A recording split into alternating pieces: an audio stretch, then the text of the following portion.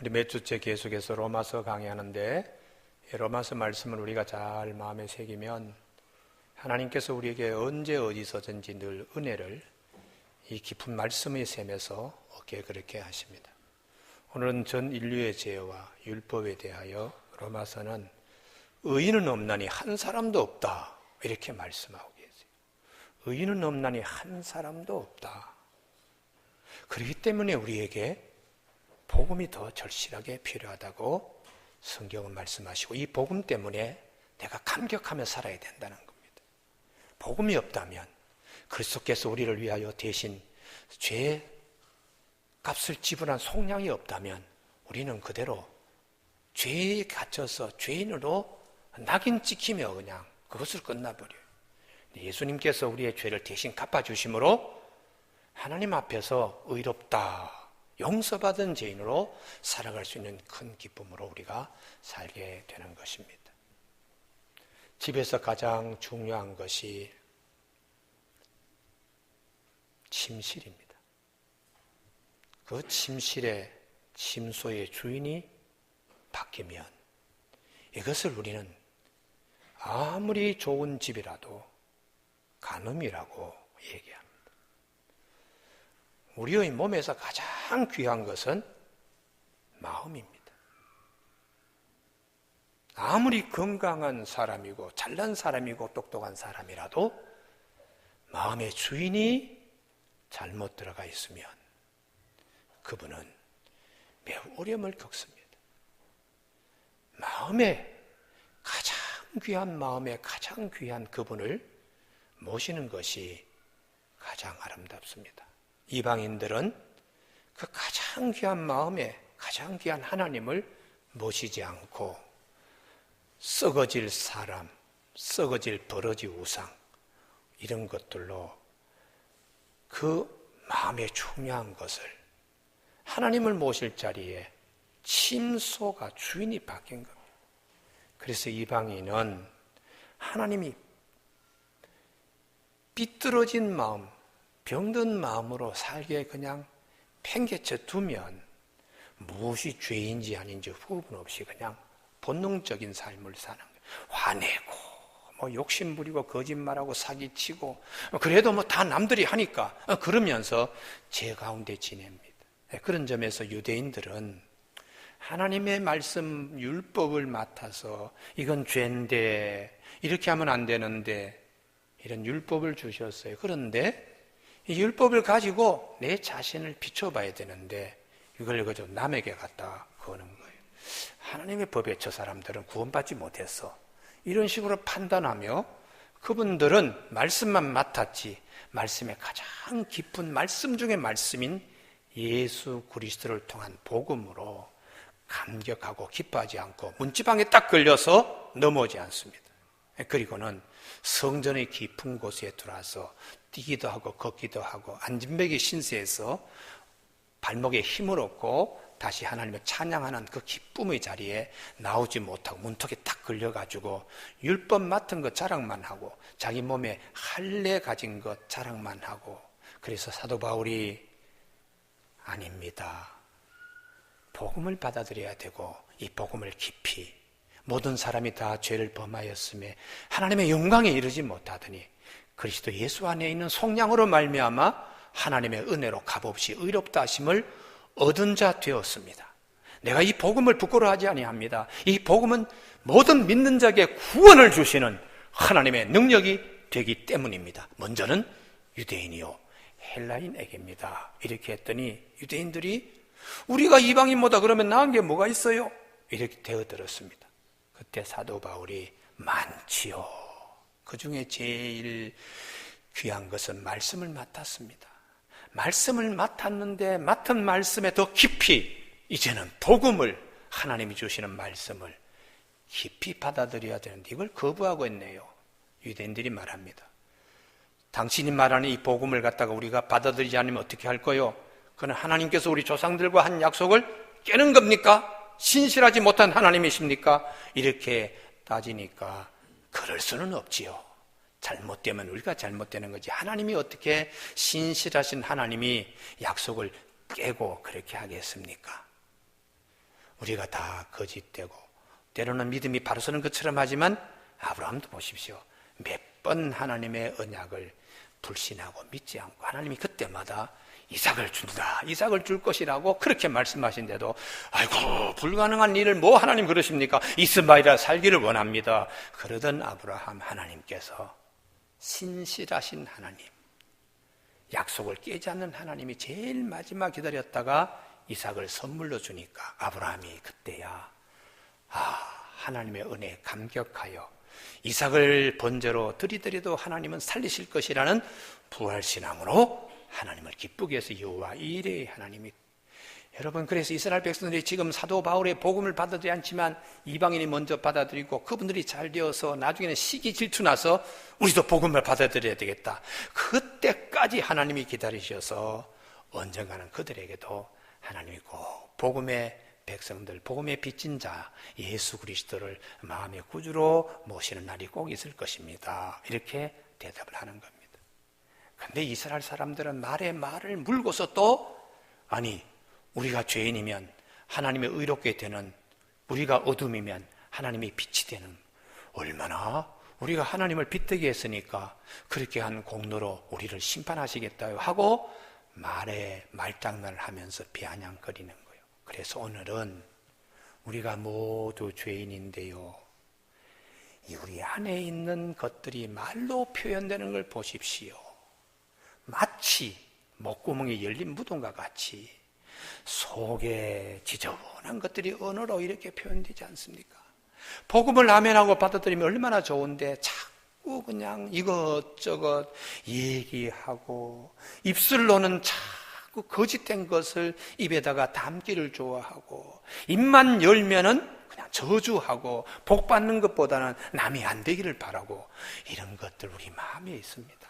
그래서 우리는 의인은 한 사람도 없기 때문에 예수 그리스도의 이 복음, 주님의 속량, 주님이 대신 십자가에 달리신 이 은혜가 얼마나 귀한가, 그것을 사도 바울이 가르쳐주고 있습니다. 성도 여러분, 구약시대에 노아가 당대 의인이라고 그렇게 말하는데요, 그렇지 않습니다. 그가 의인이고 하나님과 동행하고 완전한 자는 노아의 방주를 짓는 일과 그 언약을 믿었어요. 그러나 물심판이 끝나고 방주에서 나와서 노아는 의인이 아니었습니다. 구원받은 노아가 포도나무를 심고 포도주를 만들어서 술 먹고 취했습니다. 그리고는 몸에 열이 확 나니까 옷을 벗어 던지고 벌건 고기 덩어리로 씩씩거리고 있을 때 아들이 아이고 아버지가 어떻게 저럴 수 있어? 자식이 실망했습니다. 함이 실망했습니다. 의인이 어떻게 자식을 실망시킬 수 있습니까? 노아가 의인이 아닙니다. 아담의 후예이기 때문에 그에게 감추어진 것이 드러나는 겁니다. 그래서 다른 두 아들이 아버지가 그러면 안 되지, 우리가 아버지의 벌거벗음을 볼 수가 없으니까 뒷걸음질 쳐서 덮는 것을 툭 떨어뜨리고 그들은 보지 않고 나왔어요. 술이 깬 노아가 한 입술로 한 아들 가나안, 그가 낳은 함이 낳은 아들 가나안을 저주합니다. 손자에게 저주를. 그래서 너는 일생 종의 종, 노예에서 벗어나지 못한다. 그리고 같은 입술로 셈과 야벳은 축복합니다. 이게 얼마나 모순된 겁니까? 노아의 방주를 같이 힘있게 지었던 세 아들입니다. 그리고 그 세 아들이 이 노아의 믿음을 이어갈, 하나님의 이 귀한 신앙을 이어갈 후사들인데 노아가 술 먹고 취해서 아들 하나는 저주하고 두 아들은 축복하고, 샘도 한 샘에서 단물과 쓴물을 동시에 내지 않는데 사람이 한 입술로, 복도 한 입술로 자식에게 저주도 하는 이런 열린, 그의 목구멍은 열린 무덤과 같다는 것이. 여러분, 우리가 노아가 자식에 그렇게 퍼부었던 것, 그런 것들 때문에 함의 후예들 가나안 후손들은 얼마나 상처 가운데 이렇게 있을 수밖에 없는 거지요. 부모님들이 자식에게 절대로 마음에 상처 주는 언어를 삼가해야 된다는 성경의 교훈입니다. 그래서 우리가 또 욥이 당대의 또 의인처럼 성경은 처음에는 말씀하십니다. 1장 2절에 1장과 2장에 보면 욥이 하나님 앞에서 완전한 자인 것처럼 그러다가 그가 시련을 겪으니까 입술로도 하나님께 범죄하지 아니했어요. 그러나 다시 더 큰 시련이 와서 정수리부터 발끝까지 그냥 피부에 온갖 병으로 인하여 가려워서 그의 그 기와장으로 자기 몸을 긁어도 그 가려움이 가시지 않을 만큼 힘든 고생을 할 때 부인이 그럽니다. 하나님 욕하고 죽으세요. 그러자 이 욥이 참 어리석은 여인이로다. 그대의 말이 어리석은 여인의 말과 같도다. 하나님께서 우리에게 복을 주셨으니 때로는 화도 우리가 감내해야 될 마음이 되어야지 하고 욥이 그 입술로 하나님을 욕하지 아니했습니다. 그런 욥이 3장에 오면 입술로 자기를 저주하는 거예요. 찬송 받으실 이 주신 이도 하나님이시오 취하신 이도 하나님이시고 찬송을 받으시는 하나님이시라고 한 욥의 입술이 자기 자신의 생일날에 자기를 저주합니다. 한 입으로 찬송도 하고 한 입으로 저주도 하는, 그래서 야고보 사도가 야고보서 3장 10절에서 형제들아 한 입으로 찬송도 하고 저주하는 것이 마땅치 않다. 11절에서 샘이 한 구멍으로 단물과 쓴물도 내지 않는 것 봐라. 그렇게 가르쳐주고 있습니다. 욥이 나중에 하나님을 만나고 은혜를 입고 난 다음에 제일 먼저 달라지는 것이 입술이 달라졌어요.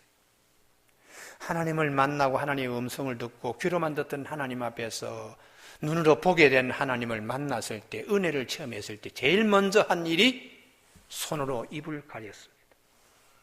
입으로 너무 많이 그냥 친구들이 찾아와서 욕과 함께 얘기할 때 입으로 그냥 계속해서 변론하고 내 잘못이 무엇인데, 내가 의로운 자인데 나에게 무슨 잘못이 있다 그래 하고 자기 의를 그냥 붙들기만 급했지, 입술로 자기 생일 저주한 거, 하나님이 욥을 이 땅에 보내주신 하나님의 은혜를 저버리고 갈등 속에 있던 욥이 나중에 하나님을 만나고 난 다음에 제일 먼저 한 것이 손으로 입을 가렸다라고 말씀하세요.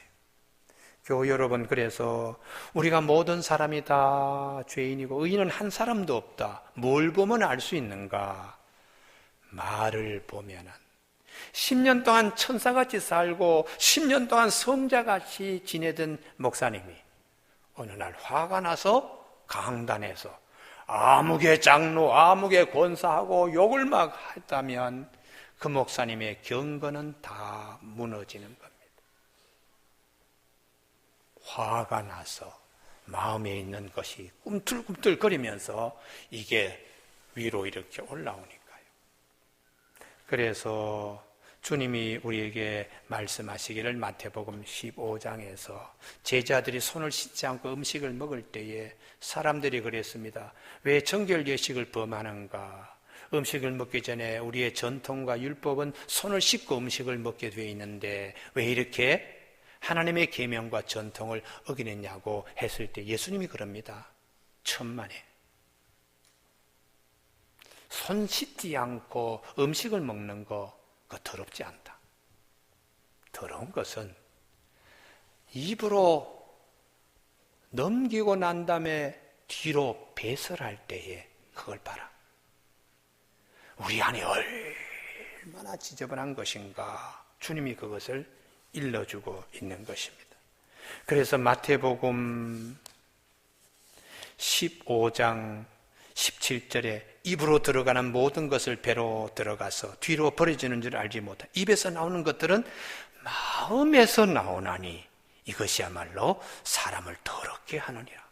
마음에서 나오는 것은 악한 생각과 살인과 간음과 음란과 도적질과 거짓 증언과 비방이니 이런 것들이 사람을 더럽게 하는 것이요, 씻지 않는 손으로 먹는 것은 사람을 더럽게 하지 못한다고 가르쳐주고 있습니다.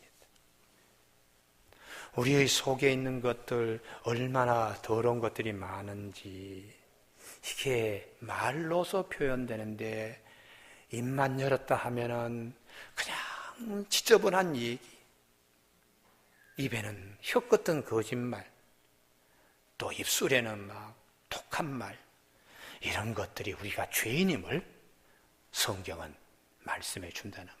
입만 그런 것이 아니라 발도 마찬가지입니다. 15절에 그 발은 피 흘리는데 빠른지라. 원수 갚는 일은 아침 새벽같이 일어나서 상대방 집에 대문을 두드려요. 그러나 정말 선행하는 일은 저녁이 되어도 다음 날이 되어도 그렇게 빠르게 움직이지 못합니다. 나중에 하지, 오늘은 형편이 안 되니까 내일 하지, 그러며 미루는데요.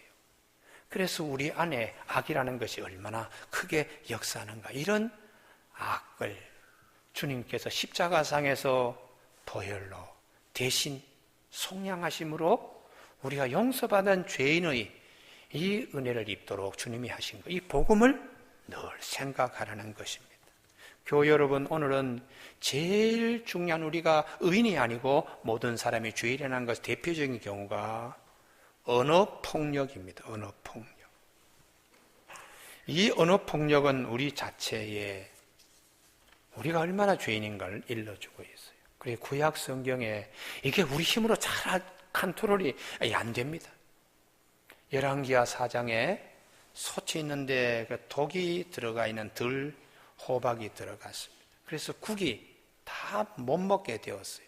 그때 엘리사가 고운 가루를 집어넣어서 거기 솥에 국을 해독시켜서 먹을 수 있게 만들었다는 거예요. 솥 안에 있는 국이 아무리 노력하더라도 독을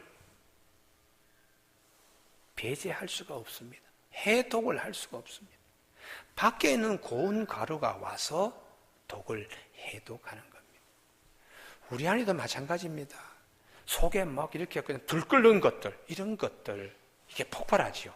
그래서 자식에게 막 그냥 퍼붓고, 그 다음에 부부지간에도 막 말로서 그냥 엄청난 상처를 받지.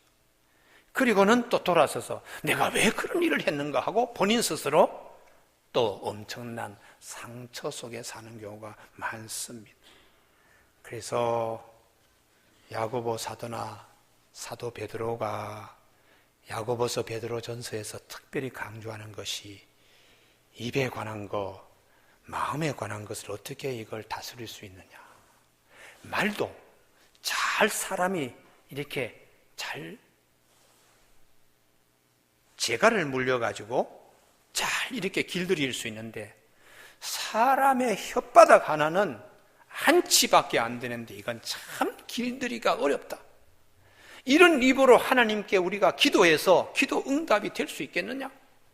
혀를 정말 말을 길들이듯이 혀를 잘 우리가 해야지 하나님께서 우리의 기도를 응답하신다고 말, 언어, 혀 훈련에 대하여 말씀합니다. 교우 여러분, 오늘 3부 예배 참석한 교우들, 이사야 6장 6절을 꼭 기억하셔야 됩니다. 이사야가 하나님 앞에 부름받기 전에 제일 처음에 일어난 일이 입술을 찢는 일입니다. 천사가 와서 부젓가락으로 새빨갛게 핀 그 숯을 딱 집어가지고 이사야의 입에다가 딱 불을 지져요. 이제까지 입술과 다르다. 이제는 하나님의 일을 네가 말한 대로 그대로 이루어져야 하기 때문에 입술의 권세를 갖기 위해서는 입술을 제단 숯불로 정결하게 하는 작업부터 먼저 합니다. 그리고 난 다음에 하나님께서 이제는 네 입술에 악이 제하여졌다. 네 입술이 이제는 심은 대로 하나님의 선포하는 말씀대로 이루어진다고 이 음성 듣게 되는 겁니다. 그리고 하나님이 우리를 위하여 누가 가겠는가 했을 때 이사야가 그때 비로소 나를 보내시옵소서. 내가 이제 주님의 사역자가 되겠습니다. 주님께서 시키는 대로 내가 말을 선포하겠습니다. 그래서 우리가 이 기도할 때에 또한 찬송할 때에 하나님께서 우리 입술을 굉장히 귀하게 보십니다. 여러분 여기 아멘이 좀 있어야 됩니다. 할렐루야. 저분은 교회에서 천사같이 저렇게 기도하고 청산유수처럼 그냥 잘 기도를 잘 읊는데 아이고 동네에 나와서 그냥 말하는 거 보면 사기꾼 같다. 아니 돈 빌려간 거 그냥 일주일에 드릴게요. 그래서 일주일에 주는가 기다렸더니 몇 번째 못 들은 체하고 가서 또 그냥 돈 빌려간 것 좀 주지 않습니까? 아이고 제가 잊어버렸네요. 바빠가지고 못 드렸는데요. 다음 또 3일날 또 드리겠습니다. 이렇게 거짓말을 밥 먹듯이 하는 이런 입술로 또 교회 와서는 성령이요 주님이시여 그러고는 이렇게 하면은 도대체 하나님도 헷갈리는 겁니다. 할렐루야. 그래서 우리 하나님께서 제발 교회에서 신앙생활 찬송하고 기도하는 그 입술로 사람들 사이에도 신뢰를 얻어, 이게 복음의 빚진 자의 삶이라는 것입니다. 교우 여러분, 그래서 예수님께서 마태복음에서 너희는 예면 예, 아니면 아니요 그렇게만 얘기하라. 뭐 맹세를 하면서 내가 하늘로도 맹세하고 내가 땅으로도 맹세하고 뭐 내 머리로도 맹세하고 다 욕심에서 나온 거니까 마음에 싫으면 싫다, 좋으면 좋다, 예면 예, 그렇게 마음에 있는 것들을 순수하게 그렇게 하다 보면 내 마음을 자꾸 그냥 이 말씀으로 자꾸 갈고 따듬는 훈련이 되어지는 것입니다. 교우 여러분, 아름다운 동산교회 교우들이 한 말은 밖에 세상 사람들이 다른 것은 몰라도 저 아름다운 동산교회 교인들의 말은 믿을 수 있어, 이런 소문이 나기를 정말 간절히 소망합니다.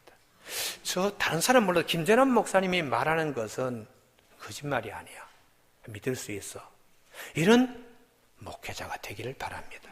아이 저분은 뭐 그냥 아는 거는 많은 체 하고 뭐 부풀려 가지고 뻥치는 목사야. 성령 충만한 목사라고 할지라도 뻥치는 목사는 성령 충만하지 않습니다. 여러분 우리 사회에 너무 그냥 언어에 대한 신뢰가 없어요. 그중에 가장 걱정이 언어 폭력입니다. 너무 많은 사람들에게 상처 주고, 또 그래서 마태복음 15장에 가나안 여인에 대한 말씀을 주님이 하시는데 평소에 언어 폭력에 많이 시달린 여인이 있습니다.